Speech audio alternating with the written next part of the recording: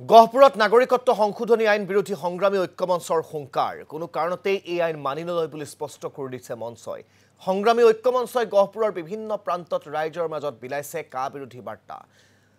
আমি আপোনালোকক দেখুৱাইছো এইদৰে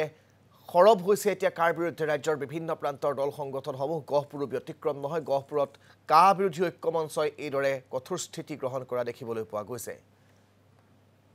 আৰু এই সন্দৰ্ভত আমাক সবিশেষ জনাব আমাৰ সংবাদদাতা পৰাগ শইকীয়াই নাগৰিকত্ব সংশোধনী আইন বিৰোধী যি সংগ্ৰামী ঐক্যমঞ্চ গহপুৰ সমিতিয়ে ইতিমধ্যে কাক লৈ ইতিমধ্যে এখন সভা আয়োজন কৰিছে আৰু সেই সভাত আহি মই উপস্থিত হৈছো ইতিমধ্যে বহু জ্যেষ্ঠ লোক আহিছে আৰু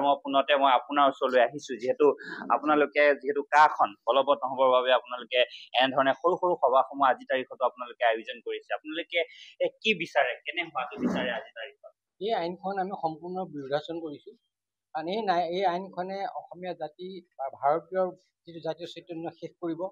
অসমীয়া জাতিটো আপোনাৰ আটাইতকৈ মহিমূৰ কৰি পেলাব কাৰণ ইয়াৰ জৰিয়তে আমাৰ বিদেশৰ পৰা যিসকল নাগৰিক ইয়ালৈ আহিব বিশেষকৈ আমি অসমকে ধৰি লওঁ যে অসমত বৰ্তমান যিমানখিনি আমাৰ জনতা আছে ইয়াৰ পাছত এই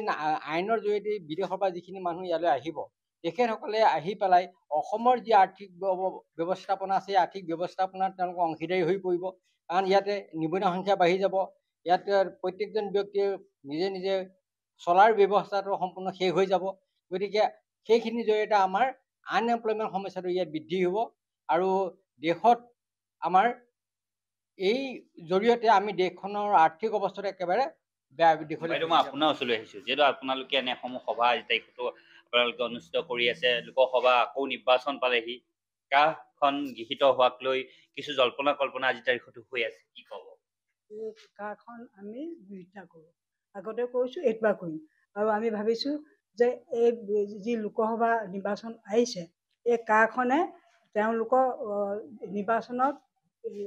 বিজেপি চৰকাৰক যথেষ্ট পৰিফেকত পেলাব কাৰণ ছজনকৈ আমাৰ ডেকা ল'ৰা ইতিমধ্যে শ্বহীদ হৈছে আৰু আমি শ্বহীদ